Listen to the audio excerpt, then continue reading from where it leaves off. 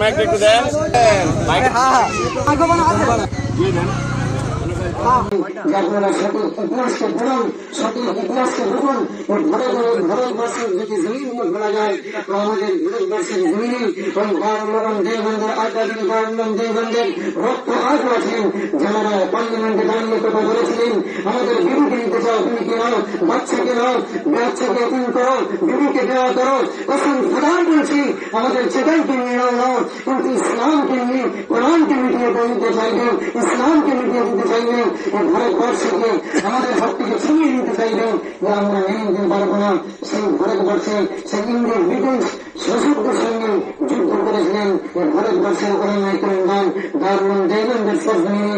তার ইতিহাস আজও ভারতবর্ষে স্বাধীন করে যে ইন্ডিয়া গেট করা হয়েছে, সেই ইন্ডিয়ার গেটকে আপনারা দূর থেকে গিয়ে দর্শন করুন, যেখানে 28 জন শহীদের নাম লেখা আছে, তার মধ্যে 22 জন শহীদের নাম পাবেন আপনি মুসলিম প্রেসিডেন্ট, যারা নিজেদেরকে বলিদান দিয়েছিলেন, শহীদ করে হয়েছিলেন, আর যেখানে 6টি অমুসলিমদের পাওয়া যায়।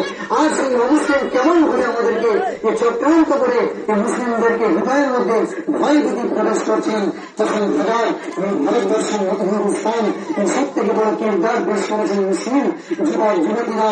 সেজন্য আমরা মুসলিমরা সচেতন হয়ে যাই এবং এই ভারতবর্ষ আমাদেরই, এই ভারতবর্ষ আমাদের আগামী ওলামায়ে-কেরামদের রক্ত ঝরানো ভারতবর্ষের স্বাধীন যে আছে, আমরা সেই ভারতবর্ষকে আর সেই স্বাধীনতা, সেই ভারতবর্ষের উৎসাহিত প্রকাশকে আমরা পালন করবো। আল্লাহ তারা আমাদেরকে এবং আপনাদের প্রতিবেশী সকলকে আল্লাহ তারা কবুল করুন, সবাই বলেন আমিন।